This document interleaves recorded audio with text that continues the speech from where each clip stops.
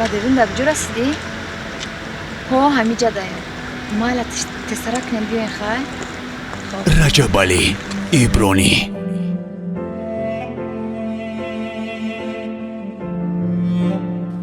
Badr جون ما همینجا انتظار میشم برادر شما برین صحبت کنیم یا بریم یا نه برادر جون شما با حضور صحبت کنیم ممکن برادر جون بین شما یکم گپی مخفی باشه در پیش ما ممکن که یانگام گپ زدن نتونم به همین خاطر برادر جون با حضور شما صحبت کنیم من انتظار میشم خیلی موضوع میبینیم در میام خب برادر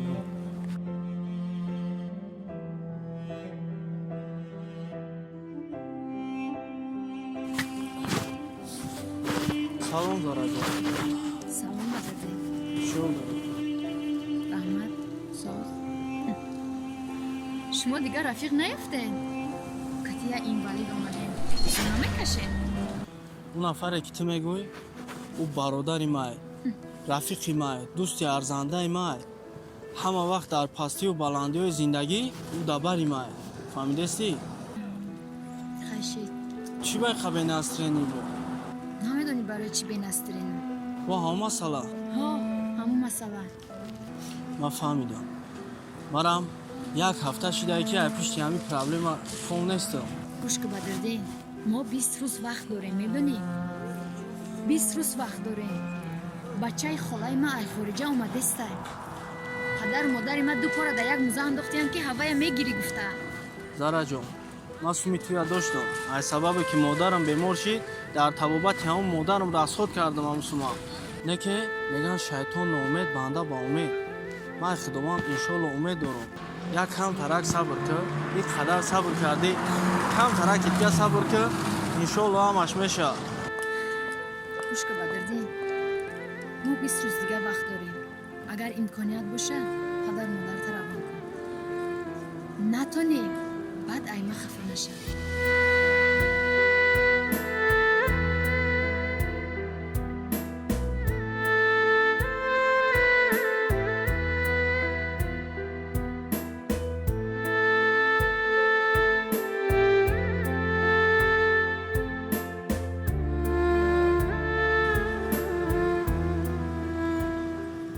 خواهر جان یک دقیقه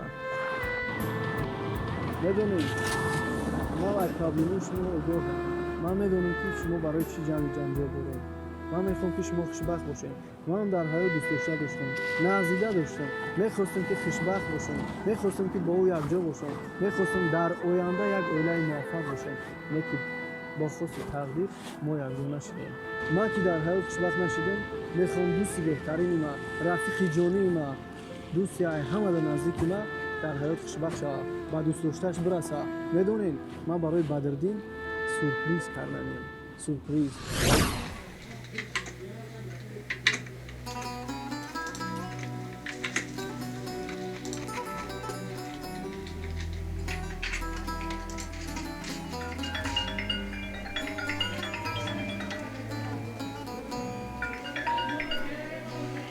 Алло. Рамаду даржон шумо наст? Шукр Рамад корда. Майли даржон биё. Майли даржон ждат мекунам биё. Хоб майли.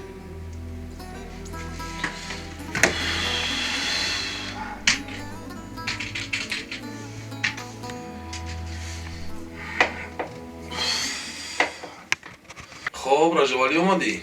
بله اکشون اومده روسیگه بسیار غمگینی زیخی چی مشکلی بود که زنگ زدی اکا جان گپی مهم دارم خب گوش میکنم چی گپ باشه میدونی اکا میگن که دردی برادر دردی رفیق مقصد بدردین برای ما برادر که ما بدردین از شما یک ذره کم نمیدونم دوستی بهترینی ما بدردین قریب یک ماه شد که مشکلی داره اکا مقصد ما به خاطر هم برادر زیقم به خاطر همی برادر مقصد گپ که غمگینم اکا جان خلاصه گپ که مشکلی چیه اکا بدردین یک نغزیده داره قریب 4 سال میشه که مقصد دیگر را نظم میبینن امید و آرزو دارن که در آینده یکجا باشن خرسند خوشبخت شوند که انا دختر خانواده‌اش مجبورن با شوهر دو دسته در بچه خالش خلاصه دختر ایبادالدین خواهش کرده که مقصد اگر امکانیت داشته باشه پدر مادر تراوان کنم و پدر مادر ما یک ایلاج کرده روزی میکنم مقصد توی بشیم.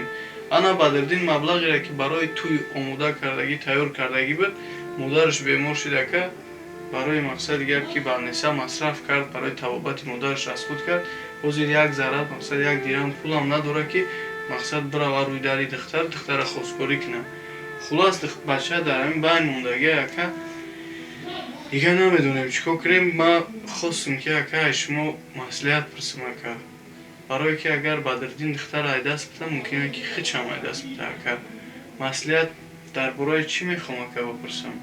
ماشینی که اکا برای ما توفه کردن میخوام که اکا ما به ماشین بگردم همین را فروشم همین برادرم مقصدی گفت که مشکلش حل کنیم آینده خوشبخت شود که من خوشبخت نشیدم.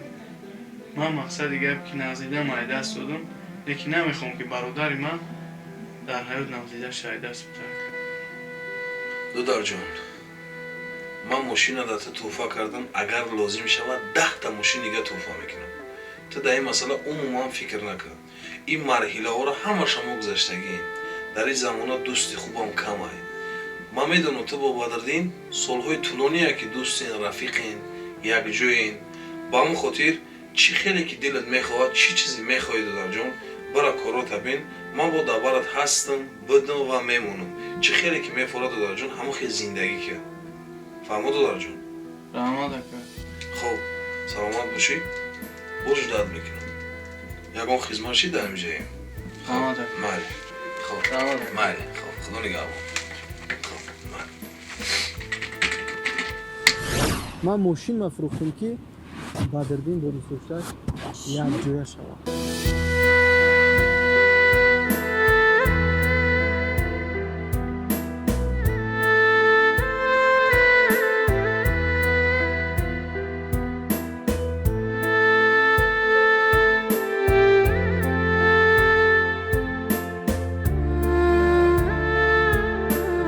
رجب علی ایبرانی